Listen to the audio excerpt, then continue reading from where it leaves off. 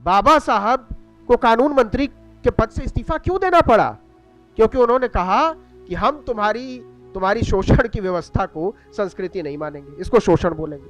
वो क्या कह रहे थे? वो यही तो कह रहे थे कि महिलाओं को शादी का अधिकार मिलना चाहिए, तलाक का अधिकार मिलना चाहिए, उनको समान काम के लिए समान वेतन मिलना चाहिए, उनको मैटरनिटी लीव मिलना चाहिए, छुट्टी मिलनी चाहिए। आखिर वो सब लागू हुआ, लेकिन इसके लिए बाबा साहब को कुर्बानी देनी पड़ी। और कुर्बानी लेने वाले कौन थे? जब हिंदू कोड बिल आया, इसी संसद मार्ग पर दिल्ली में बाबा साहब का पुतला फूका था हिंदू महासभा के लोगों ने और आरएसएस के लोगों ने। ये डॉक्यूमेंट में मुर्दाबाद के नारे लगाए थे, इसलिए कि एक आदमी कैसे यह बात कर सकता है कि स्त्री और पुरुष बराबर हैं। समाज टूट जाएगा, देश टूट जाएगा, हमारी व्यवस्था टूट जाएगी। एक औरत कैसे शादी और तलाक का अधिकार मांग सकती है? के.आर. नारायणन ये राष्ट्रपति थे, तो संसद में जब भाषण हुए तो ये लोग बोलते थे दलित राष्ट्रपति, दलित राष्ट्रपति। तो गवई साहब बहुत होशियार थे। गवई साहब ने आपत्ति उठाई, राष्ट्रपति कोई दलित नहीं होता, राष्ट्रपति देश का राष्ट्रपति होता है और राष्ट्रपति राष्ट्रपति ही होता है। आप अगर उसको दलित राष्ट्रपति कहेंगे तो ये देश का अपमान है और राष्ट्रपति का भी अपमान है।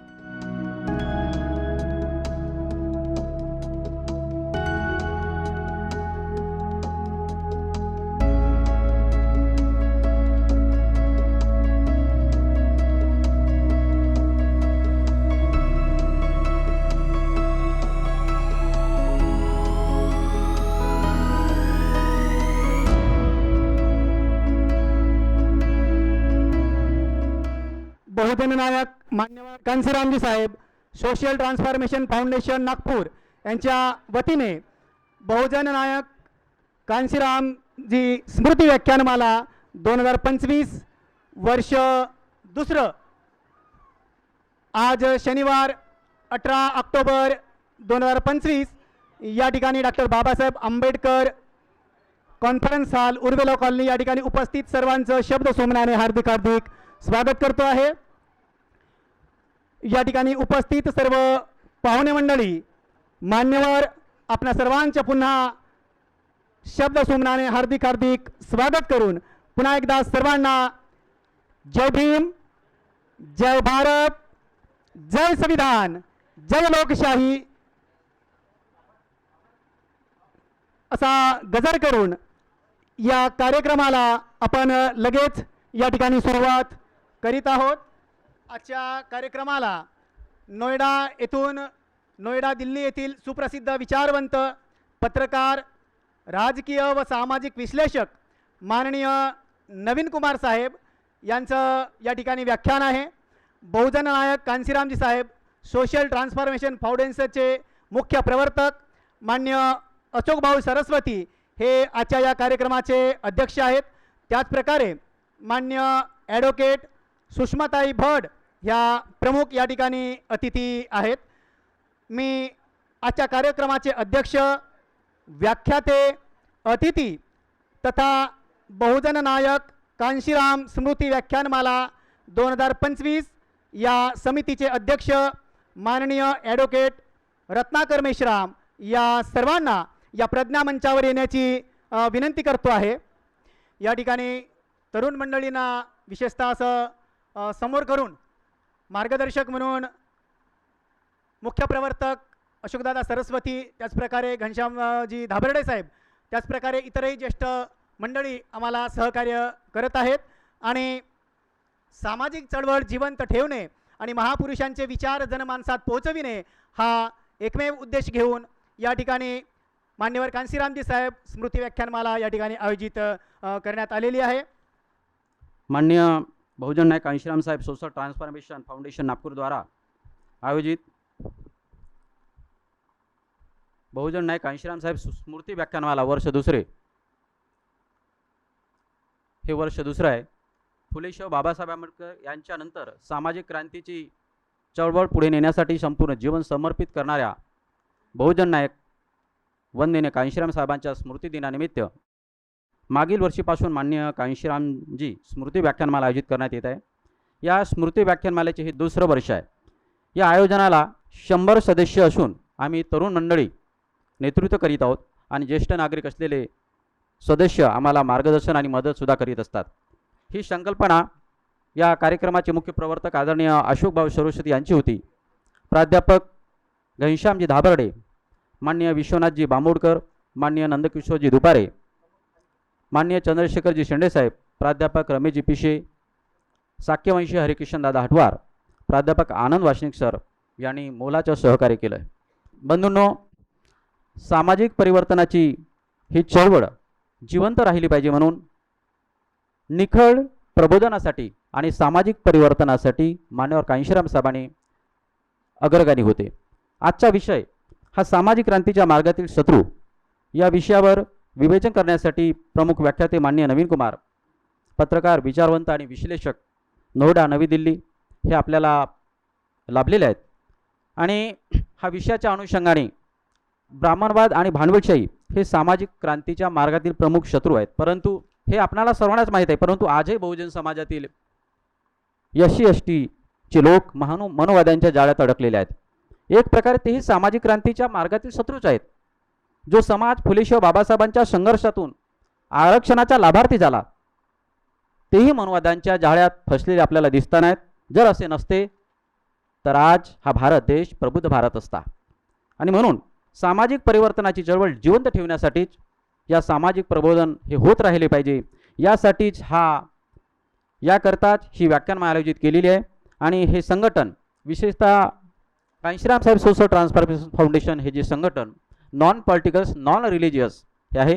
आणि या संघटनेमध्ये बहुजन समाजातील जे बुद्धिजीवी आहेत, जे विश्लेषक आहेत आणि विचारवंत आहेत, त्यांचा यामध्ये समावेश करण्यात आलेला आहे.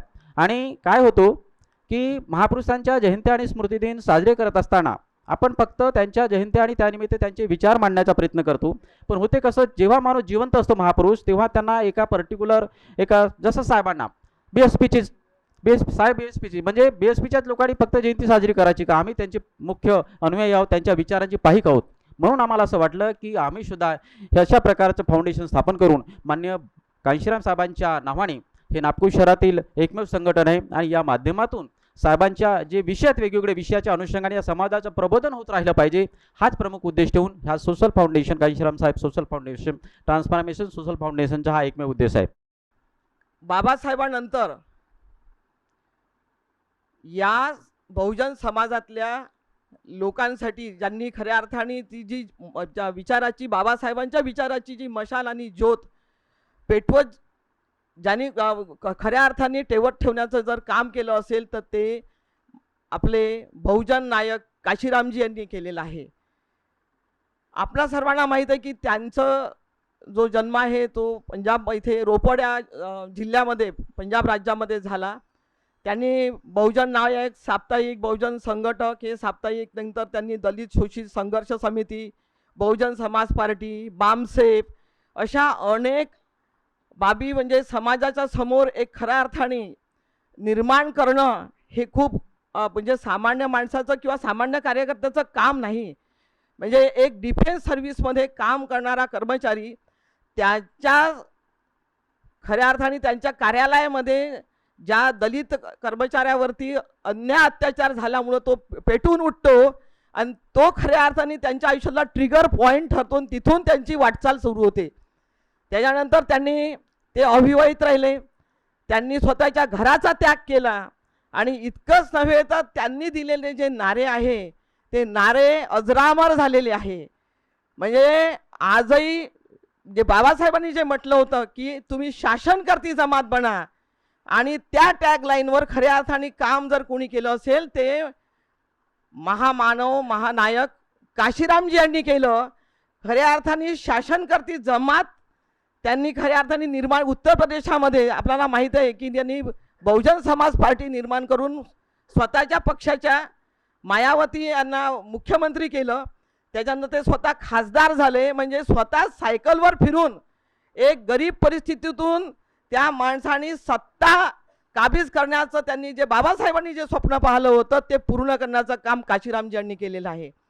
आणि खऱ्या अर्थाने ती जी त्यांनी केलेलं काम होतं, जे कार्य होतं ते पुढं नेलं असतं तर मला असं वाटतं की आज आता आपण नेहमी सामाजिक चळवळीमध्ये जेव्हा उद्विग्न होतो, वेगवेगळ्या प्रकारचे आपल्यावरती मनुवादाच्या माध्यमातून होणारे हल्ले जेव्हा होतात, आपण शासनकर्ती जमात झालो असतो, त्यांच्या विचारावर आपण जर आपण मशाल पेटत ठेवली असती तर कदाचित आपल्याला ह्या मनुवाद्यांना कधीच संपवता आलं असतं. म्हणजे आज आपण शासनकर्ती जमात बनू शकलो नाही आणि काशीरामजींनी ज्या पद्धतीनं हे काम पुढे नेण्याचं काम म्हणजे गतिमान करता आपल्याला आलं नाही, आपण फेल्युअर ठरलेलो खऱ्या अर्थाने.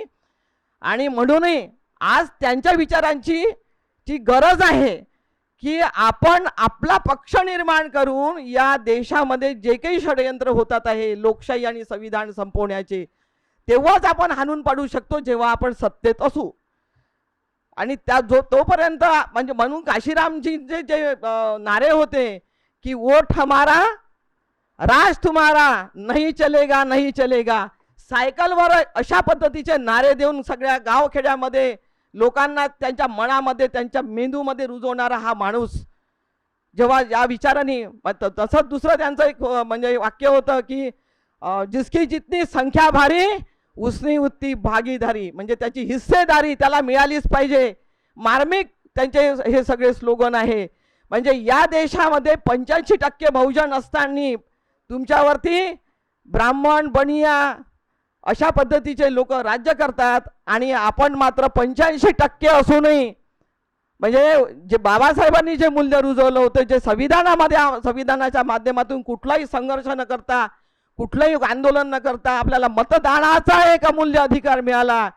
आज आपला राजा आपला सत्तेतला जो कोणी आपण निवडून देतो तो मतपेटीतून जातो, तो संस्थानिकांचा राजा नसतो. असं असताना एवढं मोठं काम बाबासाहेबांनी केल्यानंतर त्याचं म्हणजे खऱ्या अर्थाने ते विचार काशीरामजींनी स्वतःच्या जीवनामध्ये कष्ट करून त्यांनी म्हणजे ते लोकांमध्ये रुजवण्याचा प्रयत्न केला. त्या पद्धतीनं त्यांनी काम सुद्धा केलं आणि या कामाची जी मशाल आहे ती सतत ठेवण्याचं आपल्याला गरज आहे.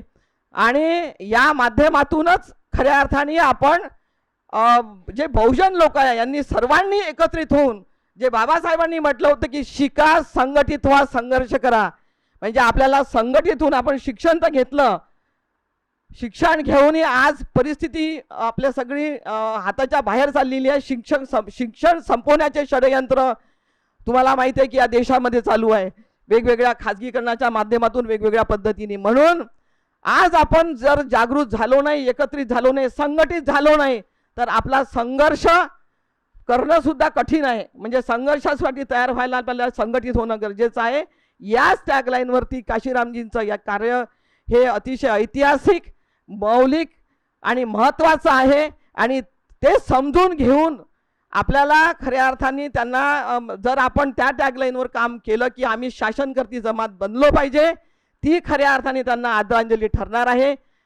भारतीय पत्रकारिता का वह दौर जब मुख्य धारा की मीडिया सत्ता के सुर में सुर मिला रही थी, उसी समय पत्रकारिता में एक आवाज़ उभरी, निडर, तेज तर्रार और संविधान की मूल भावना से जुड़ी हुई.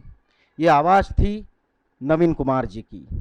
आपने पत्रकारिता में अपनी शुरुआत प्रमुख राष्ट्रीय चैनलों जैसे एबीपी न्यूज़, न्यूज़ नेशन और जी न्यूज़ के साथ की. लेकिन जैसे जैसे टीवी मीडिया का रुख बहसों से भटककर सनसनी और प्रचार की ओर मुड़ता गया, आपने इस ढांचे को भीतर से देखा और सवाल उठाए. मुख्य धारा मीडिया की सीमाओं को समझने के बाद आपने स्वतंत्र पत्रकारिता का रास्ता चुना और आर्टिकल 19 इंडिया नाम से अपना डिजिटल प्लेटफॉर्म शुरू किया. एक ऐसा मंच जो संविधान की भावना, नागरिक अधिकारों और ज़मीनी सच्चाई को केंद्र में रखकर पत्रकारिता करता है.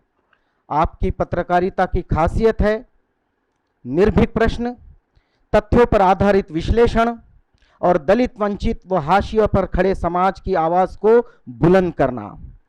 अक्सर सत्ता, मीडिया और समाज के उस गठजोड़ पर तीखे सवाल आप उठाते हैं जो लोकतंत्र की जड़ों को कमज़ोर करता है. आज बहुजन नायक कांशीराम जी की स्मृति में आयोजित इस व्याख्यानमाला में एक फूल गुंथने आप पधारे हैं. आपका बहुत बहुत स्वागत और आभार। भारतीय राजनीति को अपनी उपस्थिति से बार बार प्रभावित करने वाले इस जन नेता के विचारों को आज के परिप्रेक्ष्य में हम आपके समक्ष प्रकाशित करें, आपसे विनती है। तो आपसे रूबरू कराते हैं हमारे भाई मित्र नवीन कुमार जी को। हम सब लोग जिस समाज से आते हैं, सच ये है कि हमारे पास डरने का विकल्प ही नहीं है। हम डरते कौन लोग हैं? जिनके पास बचाने के लिए बहुत कुछ होता है, दौलत है, कल्चरल कैपिटल है, कोई ऐसी चीज है जिसके लुट जाने के बाद जिंदगी पता नहीं दोजख में बदल जाएगी, नर्क हो जाएगी। हम क्या बचाएं? हमारे पास बचाने की इकलौती चीज है, वो है हमारा आत्मसम्मान। और सदियों से हम उसी आत्मसम्मान को लड़ने की कोशिश कर रहे हैं, सिर्फ कोशिश कर रहे हैं। वो लड़ाई अलग अलग समय पर अलग अलग लोगों ने अलग अलग तरीके से लड़ी। बाबा साहब ने लड़ी, पेरियार ने लड़ी, ज्योतिबा फुले ने लड़ी, सावित्रीबाई फुले ने लड़ी, मान्यवर कांशीराम ने लड़ी, शहीद जगदेव ने लड़ी, और भी बहुत सारे लोग। लेकिन सवाल हमेशा उठता है कि उस लड़ाई से बना क्या? तो मैं समझता हूं कि उस लड़ाई से कुछ और बना हो या ना बना हो, लेकिन उस लड़ाई ने हमको ये बोलने लायक तो बना ही दिया है कि आप हमारा शोषण नहीं कर सकते। और सबसे ज्यादा घबराहट इसी बात से होती है। हमारी लड़ाई किस बात की है? हमारी पूरी लड़ाई केवल इतनी सी है कि आप आदमी और आदमी को बराबर मान लीजिए, और कुछ नहीं। स्त्री और पुरुष को बराबर मान लीजिए। और वो लोग कहते हैं हम नहीं मानेंगे। जिन हालात में यह कार्यक्रम हो रहा है, वो हालात कैसे हैं? हर बार मैं अपने आप को विश्वास दिलाने की कोशिश करता हूं कि मेरी सारी बातें झूठी साबित हो जाए, और मेरी तरह के तमाम लोग जो समता, न्याय और बंधुत्व की आवाज उठाने की कोशिश कर रहे हैं, उनको यह और न करना पड़े, यह ऐलान हो जाए कि संविधान पूरी तरह लागू हो गया है। यही बस, और कुछ नहीं करना है इस देश में, केवल संविधान को लागू कर देना है। और वो कहते हैं कि संविधान तो देखिए है, हम भी मानते हैं कि है, लेकिन आज 2025 में जब हम खड़े हैं और मान्यवर साहब को याद कर रहे हैं, तो हमको समझना चाहिए कि यह कितना महत्वपूर्ण साल है। इसी नागपुर में 100 साल पहले स्वयंसेवक संघ बना। शती मनाई जा रही है सरकारी तौर पर, लेकिन पेरियार के भी 100 साल हो रहे हैं, कम्युनिस्ट पार्टी के भी 100 साल हो रहे हैं, लेकिन देश को यह सब कुछ याद नहीं है। ना हम सब याद करने की कोशिश कर रहे हैं। क्या पेरियार के नाम पर एक भव्य शती नहीं मनाई जानी चाहिए? अभी भी अवसर है, लेकिन क्यों नहीं मनाई जा रही है?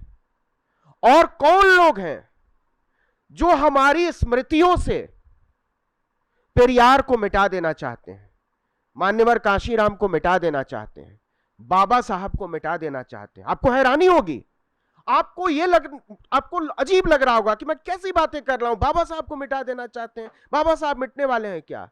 नहीं मिटेंगे, लेकिन वो अंतिम सांस तक कोशिश करेंगे, और कर रहे हैं।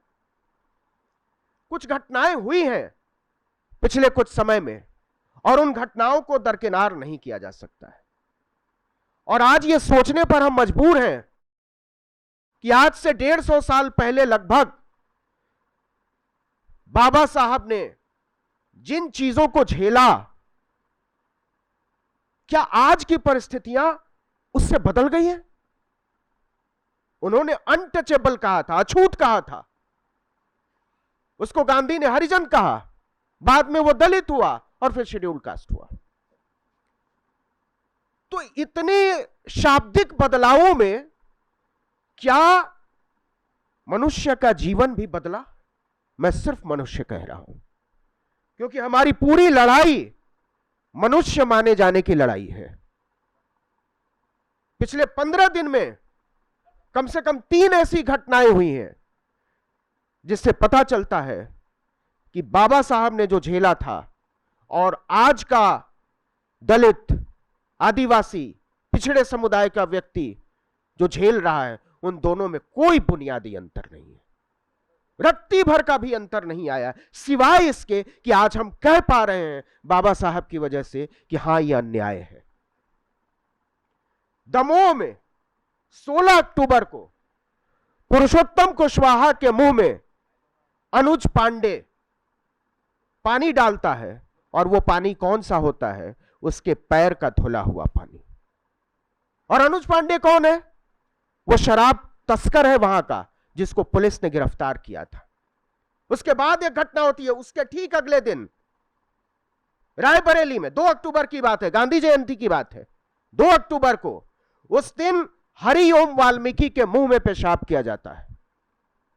और न केवल पेशाब किया जाता है, बल्कि पीट पीट कर मार दिया जाता है। इसके बाद राजकुमार चौधरी, कटनी, अभी 3 दिन पुरानी बात है, वहां राजकुमार चौधरी के मुंह में वहां का सरपंच रामानुज पांडे पेशाब करता है। यह केवल 3 घटनाएं नहीं है, यह भारत की वास्तविक तस्वीर है, और यही भारत बनाने की कोशिश हो रही है। आप सिलसिलेवार तरीके से सोचिए कि संघ के 100 साल पर क्या बनाने की कोशिश हो रही है और क्या मिटाने की कोशिश हो रही है। यह केवल 3 घटनाएं नहीं है भारत के इतिहास में। और पिछले 10 साल में अगर आप देखें, पिछले 10 साल में तो 5 लाख से ज्यादा दलितों और आदिवासियों के उत्पीड़न के मामले आए हैं। उसमें से 1.5 लाख पीटे जाने की घटना है, मारे जाने की घटना है, और यह सरकारी रिकॉर्ड में है। एनसीआरबी का डेटा है, नेशनल क्राइम रिकॉर्ड ब्यूरो का, यह मेरा डेटा नहीं है। सरकार खुद कह रही है कि भारत में दलितों, पिछड़ों, आदिवासियों का जीवन जीने लायक नहीं है। तो क्यों नहीं है? मैंने जो कहा कि 100 साल हो रहे हैं आरएसएस के, और उसके बाद भारत को जिस तरीके से बनाने की कोशिश हो रही है, भारत के इतिहास में पहली बार सुप्रीम कोर्ट के चीफ जस्टिस की तरफ जूता उछाला गया। यह हवा में नहीं हुआ है। सुप्रीम कोर्ट के चीफ जस्टिस पर जूता इसलिए उछाला गया है क्योंकि वो दलित, बौद्ध बिरादरी से आते हैं, और अगर वो सवर्ण होते तो ऐसा नहीं होता, और अगर ऐसा हो जाता तो ऐसा करने वाले पता नहीं कितने साल के लिए अंदर कर दिए जाते, लेकिन एक एफआईआर तक दर्ज नहीं होती है। और यह संदेश देने की कोशिश की जाती है कि एक सामान्य घटना है। आप दबाव समझिए भारत के चीफ जस्टिस पर कि उन्होंने कह दिया कि हमको इस पचड़े में नहीं पड़ना है, हम न्याय की कुर्सी पर बैठे हैं, ऐसी घटनाओं से हम विचलित नहीं होते। यह मजबूरी है चीफ जस्टिस की, क्योंकि ऐसा बनाया जा रहा है देश, और यह इशारा किया जा रहा है कि आप देख लीजिए कि हरिओम वाल्मीकि और देश के चीफ जस्टिस में इस देश का जो सवर्ण समाज है, और सवर्ण भी नहीं, जो ब्राह्मणवादी समाज है, वो कोई अंतर नहीं करना चाहता। आज भी लोग कहते हैं ना कि अगर पढ़ लिख जाएंगे, ऊंची कुर्सियों पर बैठ जाएंगे तो भेदभाव खत्म हो जाता है। मैं यह मानने को राजी नहीं हूं, और मैं मानूं या ना मानूं, लेकिन इस देश का ब्राह्मणवादी तबका यह मानने को राजी नहीं है, यह विश्वास दिलाने को राजी नहीं है। वो लगातार कह रहा, और सोशल मीडिया पर जिस तरीके की ट्रोलिंग की गई, चीफ जस्टिस के मीम बनाए गए, पेट में ढोलक और बाल्टी और झाड़ू लेकर जिस तरीके की तस्वीरें प्रचारित की गई, और ऐसा करने वाले लोग सरकार के साथ बैठते हैं, एक लुम्पेन, एक लंपट बाकायदा लिखता है कि जज अगर इस तरीके की बातें करेंगे तो चौराहों पर उनको पीटा जाएगा। नाम लेने की जरूरत नहीं है। वो ये कहता है खुलेआम कि चीफ जस्टिस के मुंह पर कोर्ट में थूक देने की सजा ज्यादा से ज्यादा क्या होगी। यह ताकत कहां से आती है? अब यह ढकी छुपी बात नहीं है। उस आदमी ने थाने से निकलकर पूछताछ के बाद सीधे यह कहा कि हमको देश के कम से कम 3 सांसदों ने फोन किया, कई पूर्व मंत्रियों ने फोन किया और कहा तुमको घबराने की जरूरत नहीं है, आपको बचा लिया जाएगा। और बचा लिया गया। चीफ जस्टिस पर जूता फेंकने वाले, चीफ जस्टिस के मुंह पर थूकने की बात करने वाले, उनको चौराहे पर घसीटने की बात करने वाले मीडिया में हीरो बनाए जा रहे हैं। मैं आऊंगा मीडिया की बात पर। तो मीडिया में हीरो रातों रात नहीं बनाए जा रहे हैं। दरअसल इस देश को वहीं ले जाया जाना है। 100 साल पहले जो हिंदू राष्ट्र का सपना आरएसएस ने देखा था, और मैं हिंदू राष्ट्र भी नहीं कहता हूं, मैं ब्राह्मण राष्ट्र कहता हूं, जो सपना देखा था उस सपने को पूरा करने की स्थिति अब आई है। आप सोचिए कि एजेंडा क्या है। मंदिर बन गया है, 370 खत्म हो गया है, मथुरा अयोध्या काशी सब हो गया है, जो बचा हुआ है वो हो जाएगा साल 2 साल में। तो एजेंडा क्या है? एजेंडा ये है, एजेंडा ये है कि इस देश के दलितों को, इस देश के पिछड़ों को, इस देश के आदिवासियों को और इस देश की महिलाओं को, और उसमें सवर्ण महिलाओं को भी बराबर की कुर्सी पर बैठकर बराबरी की बात नहीं करने देंगे। यह डर है और यह सिलसिलेवार तरीके से किया जा रहा है। इस साजिश को समझने की जरूरत है कि यह कैसे किया जा रहा है, और सारे लोग लगे हुए हैं। आप सोचो क्या देश बनाया जा रहा है। एक आदमी है, उसका नाम है अनिरुद्धाचार्य। अगर वो 6ठी पास का सर्टिफिकेट दे देगा तो मैं यहीं पत्रकारिता छोड़ दूंगा। अगर सरकारी तौर पर नियुक्ति निकले तो उसको सफाई कर्मचारी की नौकरी नहीं मिलेगी। 8वीं पास है न्यूनतम योग्यता। वो हिंदू धर्म का कथावाचक बना हुआ है और वो बताता है कि बराबरी नहीं हो सकती है। क्यों नहीं हो सकती? दलित कथा नहीं कर सकता, पिछड़ा कथा नहीं कर, कथा छोड़िए, वो बराबर नहीं हो सकता। क्यों?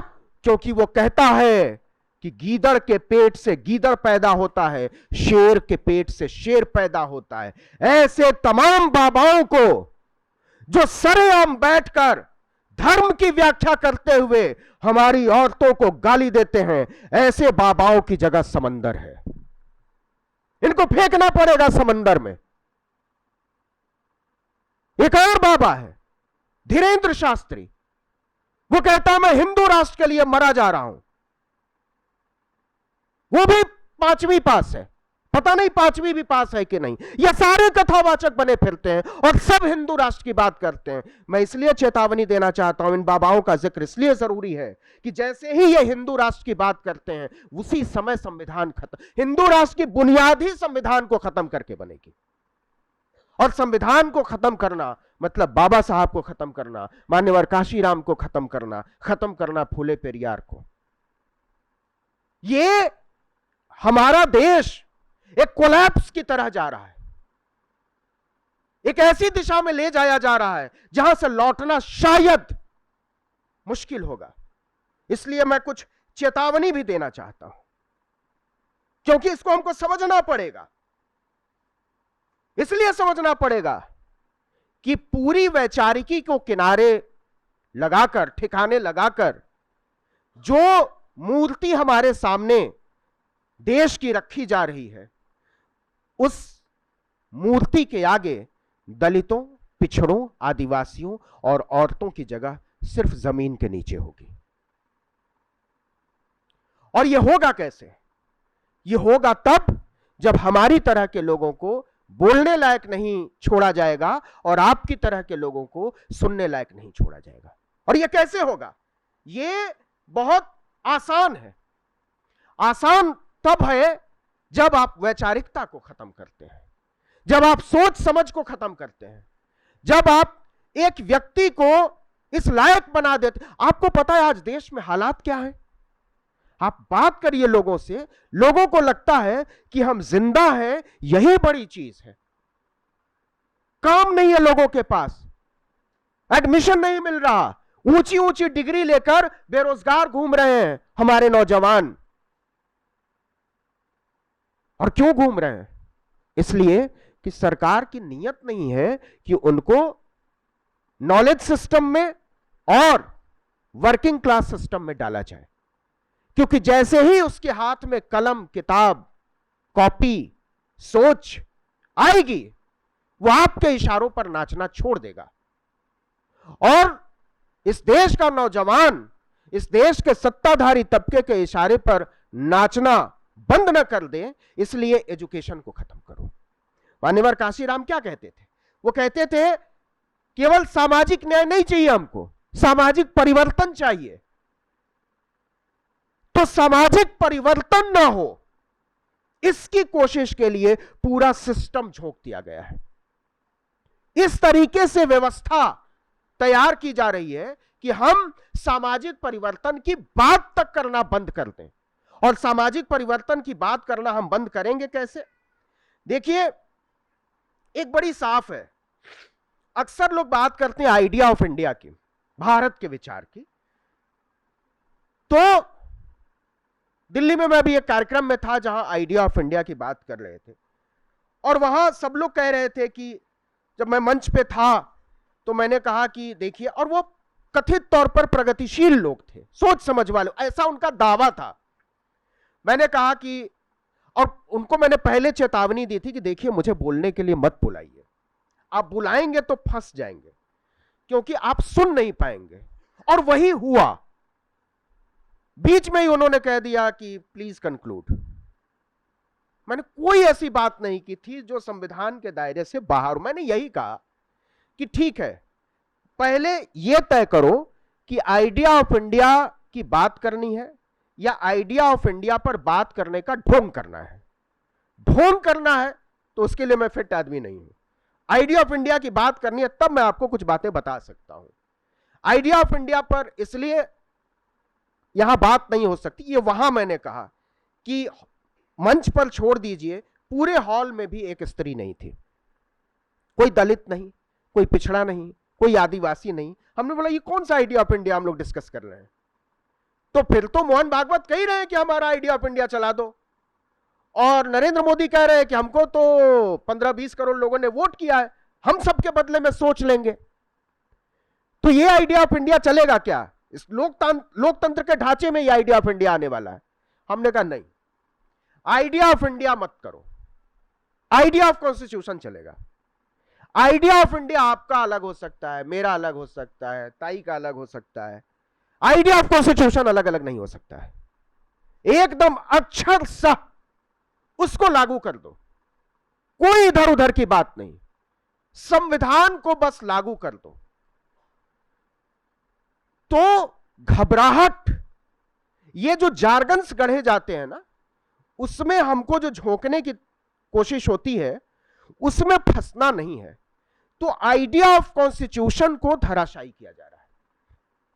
और आइडिया ऑफ कॉन्स्टिट्यूशन, तो अच्छी बात इस देश में केवल इतनी हुई है कि बहुत कोशिश करके भी लाठी मार के, गोली मार के, जेल में डाल के ये आइडिया ऑफ कॉन्स्टिट्यूशन को खत्म नहीं कर पा रहे हैं।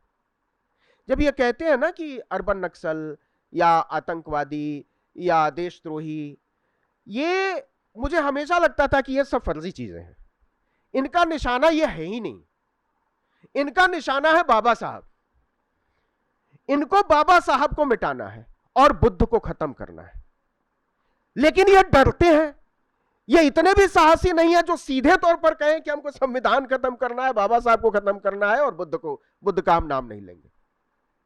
आज देखिए कि क्या आयरनी है, क्या विरोधाभास है कि आरएसएस के 100 साल पूरे होने पर जिस कार्यक्रम को प्रधानमंत्री ने संबोधित किया वो दिल्ली के अंबेडकर कन्वेंशन सेंटर में हुआ। इससे बड़ा विरोधाभास और इससे बड़ी मजबूरी कुछ नहीं हो सकती है। इसका मतलब यह है कि आपको झक मार के बाबा साहब के पैरों में जाकर गिरना पड़ेगा, और अगर आप नहीं गिरेंगे तो हम आपको गिरने पर मजबूर करेंगे। बात बड़ी साफ है। आइडिया ऑफ कॉन्स्टिट्यूशन कहां से आएगा? आइडिया ऑफ कॉन्स्टिट्यूशन मंदिर में नहीं रहता, आइडिया ऑफ कॉन्स्टिट्यूशन मस्जिद में नहीं रहता, गिरजाघर में नहीं रहता, गुरुद्वारे में नहीं रहता। आइडिया ऑफ कॉन्स्टिट्यूशन रहता है स्कूल में, कॉलेज में, यूनिवर्सिटी में, एजुकेशनल सिस्टम को। इसलिए इस देश के एजुकेशनल सिस्टम को ध्वस्त करने की तैयारी हो रही है, सस्ती पढ़ाई खत्म करने की तैयारी हो रही है। मैं हर जगह एक ही बात बार बार जरूर बोलता हूं ताकि कम से कम लोगों को एहसास हो कि खतरा कितना बड़ा है। और खतरा इतना बड़ा है, आप सोचिए, ये तो इंजीनियरों का हॉल है ना। मुझे बड़ी हैरानी है कि अब अगले बार जब हो सकता है कि आप इस तरीके का कार्यक्रम रहे तो ये हॉल किसके पास चला जाएगा मुझे नहीं मालूम, क्योंकि इसकी पूरी तैयारी है। और तैयारी इसलिए हो रही है कि इस तरीके के कार्यक्रम मंजूर नहीं है किन लोगों को? जो लोग संविधान नहीं चाहते हैं, जो लोग बराबरी नहीं चाहते हैं, जो समता न्याय बंधुत्व नहीं चाहते हैं। आप देखो कि आप एजुकेशन को खत्म कर दो, स्कूल को खत्म कर दो, कॉलेज को खत्म कर दो, कॉन्स्टिट्यूशन खत्म है। कौन बात करेगा? कहां से बात आएगी? जो समाज बनाया जा रहा है और जो विचार हमारे सामने रखा जा रहा है, जहां धीरेन्द्र शास्त्री और अनिरुद्धाचार्य और रामभद्राचार्य जैसे लोग बैठकर कह रहे हैं कि हम देश को नई दिशा देना चाहते हैं,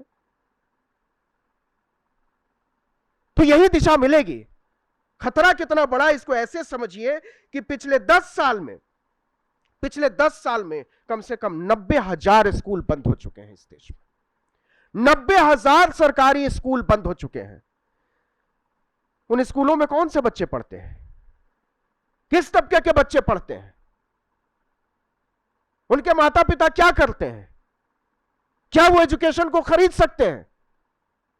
तो जाहिर सी बात है, जिस किसी भी एजुकेशनल सिस्टम में, और यूनिवर्सिटी भी, कॉलेज भी, सब जोड़िए, जहां भी सस्ती पढ़ाई होती है, जहां भी दलित, पिछड़े, आदिवासी कम पैसे में पढ़ाई कर सकते हैं, उन तमाम एजुकेशनल इंस्टीट्यूशंस पर ताला लगाने की तैयारी हो रही है। आपने 90,000 स्कूल बंद कर दिए। आपने अलीगढ़ मुस्लिम यूनिवर्सिटी को कहा कि यहां आतंकवादी पढ़ते हैं। आपने जेएनयू को कहा कि यहां देशद्रोही पढ़ते हैं। आपने जामिया मिलिया इस्लामिया को कहा कि यहां तो मदरसे वाले पढ़ते हैं। आज वही जामिया मिलिया इस्लामिया भारत की सर्वश्रेष्ठ यूनिवर्सिटी बनी है, और यह टाइम्स रैंकिंग ने बताया है।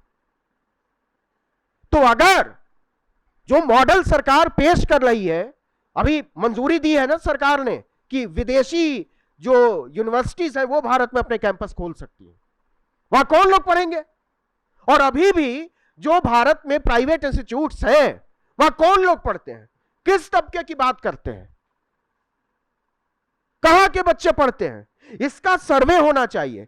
एक छोटा सा डेटा है, और वो डेटा, हाँ, मैं इंजीनियरिंग की बात कर रहा था कि देखिए कि इस देश में 2265 सरकारी इंजीनियरिंग कॉलेज है, 2265, और प्राइवेट इंजीनियरिंग कॉलेज है 6611। ये सरकार का आंकड़ा है।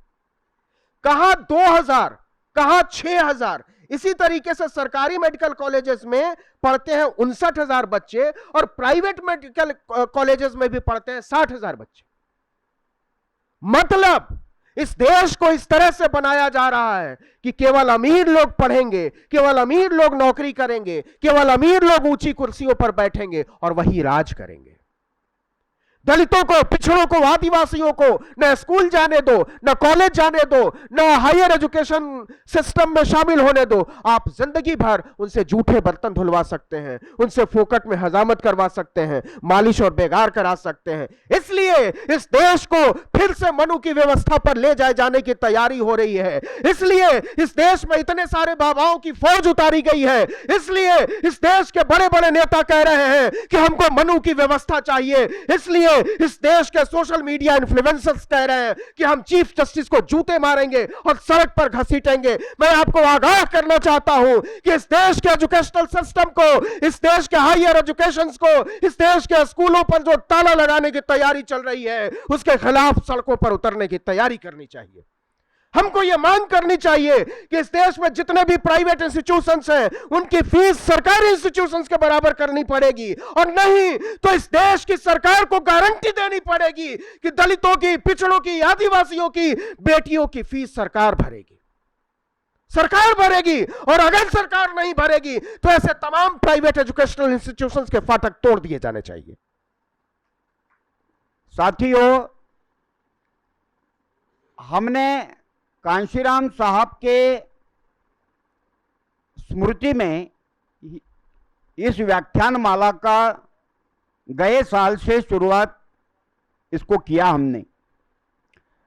तो ये नॉन पॉलिटिकली और नॉन रिलीजियस, नॉन कास्ट, ये कोई जाति का नहीं, कोई धर्म का नहीं और कोई राजनीतिक पार्टी का भी नहीं। जो लोग सामाजिक परिवर्तन को चाहते हैं, उन सभी के लिए ये व्याख्यान माला खुली है। वो सभी लोग इस व्याख्यान माले को हम बुला सकते और लोग भी इसको इसमें आकर सुन सकते हैं। ये क्यों कह रहा हूं बार बार मैं? गए साल जब पत्रक निकाला तो बहुत सारे लोग, इससे ज्यादा लोग आए थे। इसका कारण ये था कि बहुत सारे लोगों को ऐसा लगता था कि ये कांशीराम साहब का कार्यक्रम है तो इसमें उनके पार्टी की बात होगी, उनके राजनीतिक पार्टी की बात होगी। तो हमने उस साल, गए साल जो 2 वक्ता बुलाए थे, रंजित मेश्राम सर, वो तो कोई उस पार्टी के नहीं थे, और रतन लाल जी भी उस पार्टी के नहीं थे, और उनको जानबूझकर हमने चुन लिया था ताकि ये मैसेज जाए कि ये व्याख्यान माला किसी एक पार्टी की नहीं है। और इस साल भी हमने जिनको बुलाया उन्हीं को बुलाया जो सामाजिक परिवर्तन को चाहते हैं। ये उनकी मान्यता है, वो किसी पार्टी के है ये हमने नहीं देखा है, और आगे 4-5 साल उसको हम नहीं देखेंगे, ऐसा ही करेंगे। ये बार बार मैं इसलिए बता रहा हूं कि उन्होंने ये जो 5 बातें बताई, ये 5 बातों में उन्होंने 5वीं बात बताई कि हमारा संवाद ये शुरू रहना चाहिए, बातचीत हमारी शुरू रहना चाहिए।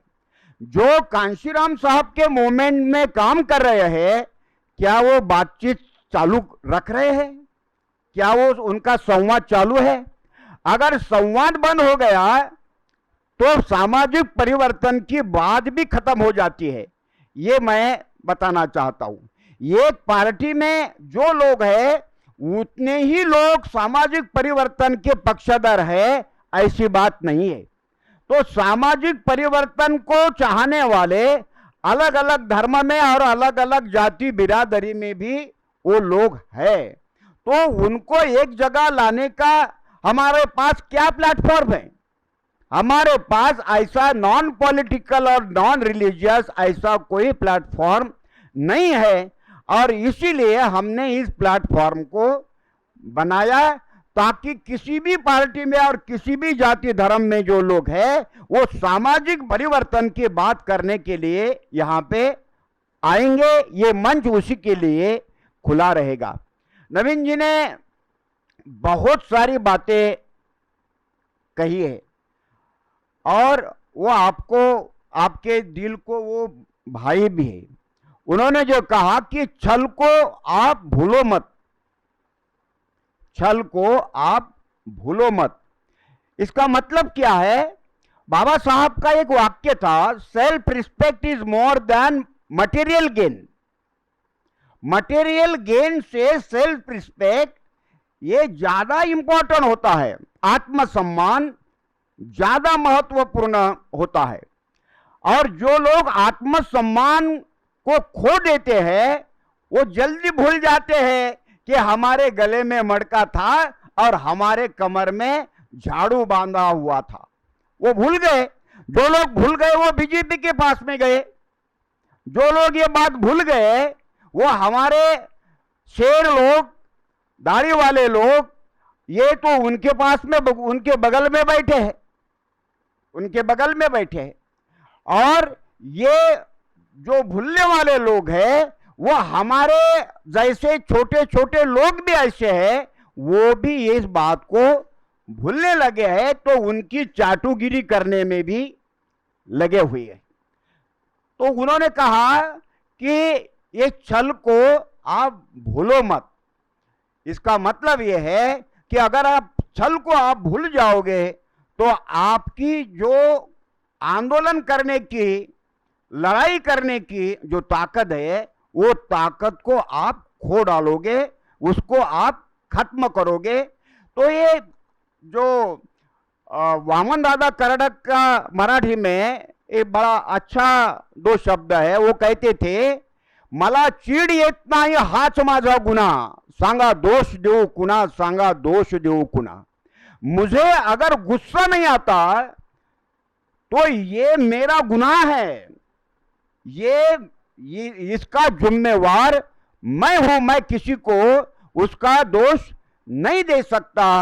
तो नवीन जी की जो बात थी ये यही थी कि हमको गुस्सा आना चाहिए। उन्होंने उसके लिए दाखला दिया चीफ जस्टिस का।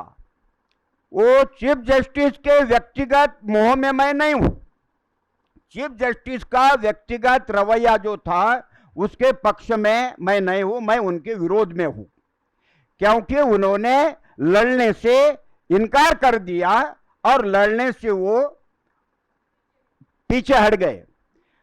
अगर वो लड़ने में आगे आते तो उसका कद हमारे इसमें और बढ़ता।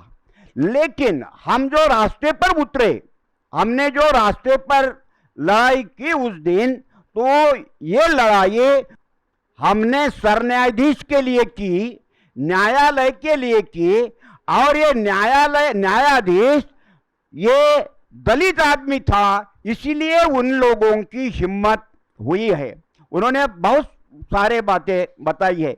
उनका बाप सांसद थे वो, और तब ये नारायण, के.आर. नारायणन ये राष्ट्रपति थे। तो संसद में जब भाषण हुए तो ये लोग बोलते थे दलित राष्ट्रपति, दलित राष्ट्रपति। तो गवई साहब बहुत होशियार थे। गवई साहब ने आपत्ति उठाई, राष्ट्रपति कोई दलित नहीं होता, राष्ट्रपति देश का राष्ट्रपति होता है और राष्ट्रपति राष्ट्रपति ही होता है। आप अगर उसको दलित राष्ट्रपति कहेंगे तो ये देश का अपमान है और राष्ट्रपति का भी अपमान है। ये दलित न्यायाधीश, दलित राष्ट्रपति, दलित पीएम, दलित मुख्यमंत्री, ये वो लोग कहते तो वो बात उनके हिसाब से वो तो नालायकी है, वो तो कहेंगे ही। तो दलित की बेटी हूं, दलित की बेटी हूं, दलित की बेटी हो, काय को कहना, मैं दलित की बेटी हूं, मैं दलित। अरे तुम मुख्यमंत्री हो ना, तुमको लोगों ने मुख्यमंत्री बनाया ना, मान्यवर ने आपको मुख्यमंत्री बनाया, तो क्या दलित की बेटी करके बुलाया? तो ये हम अपने को क्या कहते हैं? हम अपने को खुद को दलित कहते हो या इंडियन कहते हो या बहुजन कहते हो? तो हमारा जो स्वाभिमान है, हमारे बोलने चालने में भी हमारा स्वाभिमान आना चाहिए। उन्होंने कहा कि हमारे संस्थान खड़े करो, बहुत मायने रखने वाली बात कही है। हमारे यहां पे ये बहुजन सौरभ दैनिक निकलता है। ये बहुजन सौरभ के कारण जो पॉलिटिकल पार्टी कुछ नहीं कर सकी, ये 2 साल में बहुजन सौरभ ने करके दिखाया। जो वैचारिक बात, समाज की वैचारिक बात समाज में जो गई है वो बहुजन सौरभ के कारण कही गई है। और इसीलिए हमने प्रण करना चाहिए, हमने हर एक व्यक्ति ने 10-10, 15-15 जगह ये बहुजन सौरभ का सब्सक्राइबर वो बढ़ाने चाहिए। ये आज की व्याख्यान की शक्ति उन्हें मिलनी चाहिए। ये हॉल जिनका है ये आंदोलन वालों का हॉल है और ये सारा विदर्भ और सारा नागपुर जानता है और सारा नागपुर इंजीनियरिंग एसोसिएशन के लिए वो धन्यवाद देता है। लेकिन नवीन जी जो रिटायर हुए ना, रिटायर लोगों ने एक हॉल रखा बांधा, प्रोफेसरों ने कुछ नहीं किया। जिन्होंने करना था वो प्रोफेसर लोगों ने कुछ नहीं, किसी ने नहीं किया। डॉक्टर लोगों ने कोई हॉल नहीं बांधा और कुछ भी नहीं बांधा। पैसा सबसे ज्यादा वो कमाते हैं। ये जो व्याख्यान माला है, ये व्याख्यान माला किसकी है? ये तो इंटेलेक्चुअल लोगों की है ना। इसमें प्राध्यापक होना, डॉक्टर होना, वकील होना, इंजीनियर होना, ये ज्यादा ऑफिसर होना, ये लोग ज्यादा होने चाहिए क्योंकि वो वैचारिकता रखते हैं, वो बुद्धिजीवी है। हाथ ऊपर करो, कितने प्रोफेसर है? कितने प्रोफेसर है? आप तो हाथ ऊपर करो। देखो यहां पे नवीन जी, ये हमारे समाज की हालत है कि ये हॉल में सिर्फ 5 लोग मिले जो प्रोफेसर है। 5000 पत्रिका निकाली ऐसी और पूरे नागपुर में बांटी। ये 1000 कार्ड बांटे और व्हाट्सएप पर तो कितने सारे मैसेज गए और फिर भी हमारे समाज के बुद्धिजीवी इसके ही लायक अभी बने हैं। और इसीलिए मनुस्मृति हमारे दरवाजे पर दस्तक दे रही। कौन जिम्मेवार है? गुनहगार कौन है? सामाजिक क्रांति को रोकने का पाप कौन कर रहा है? जैसा वो लोग कर रहे हैं, हमारे निकम्मे लोग भी वही पाप कर रहे हैं और इसीलिए हम भी इसके लिए जिम्मेवार है। और इसीलिए हम लोग इंस्टीट्यूशन खड़ा नहीं कर सकते। जब इस तरह का कोई प्रोग्राम करना चाहे हम लोग, और नाम नहीं लूंगा, किसी बड़े पत्रकार को हम जब बोलते हैं कि सर आपको आना है, तो पूछता है यार वो तो संघ की भूमि है, वहां मैं सुरक्षित रहूंगा या नहीं रहूंगा। तो ये भावना भी आप में नहीं है। आपका तालियों के साथ हम बहुत बहुत आभार मानते हैं कि लोग इसको कहते हैं कि ये संघ की भूमि है और हम कहते हैं कि ये संघ की भूमि नहीं है, ये धम्म की भूमि है। आप आइए, हम अपनी जान निछावर कर देंगे, आपको कुछ नहीं होगा। तो बड़ा हम आपका आभार यहाँ व्यक्त करते हैं। सुषमाताई भट्ट इस पूरे आंदोलन में एक बहुजनों की नेत्री है। कोई भी आंदोलन रहे, चाहे मंच के ऊपर बैठना रहे या मंच के नीचे भी बैठना रहे, वो हमेशा हमारे साथ रहती है। उनका भी मैं बहुत आभार यहाँ व्यक्त करता हूँ। यहाँ मंच पर अनेक लोग बैठे हैं, अरदासदादा बैठे हैं, राठौर जी बैठे हैं, अमन जी कामड़े बैठे हैं, बांबोड़े साहब बैठे हैं। तमाम लोग जो कभी यहाँ बैठते हैं और कभी वहाँ भी दिखते हैं। और ऐसे ही हमारे जो बाबा साहब को, बहुजन मूवमेंट को चाहने वाले लोग हैं, आपको ये चेहरे हमेशा दिखेंगे। इन सभी चेहरों के साथ मैं आपका आभार प्रकट करता हूँ।